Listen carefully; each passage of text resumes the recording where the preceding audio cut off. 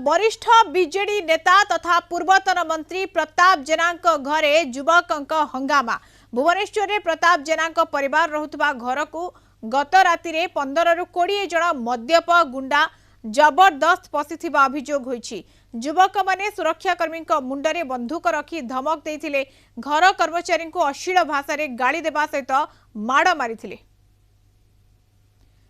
ते विषय में प्रताप जेना कौन कहते आसुन सुनवा प्रथमे प्रतिश्रुति देइचंती कि आकु नै कि समाने कार्यानुष्ठान नेबे एवं मु मध्य ट्वीट जरिया रे माननीय मुख्यमंत्री को भी मध्य जणाइछि एवं पुलिस विभाग को मध्य जणाइछि।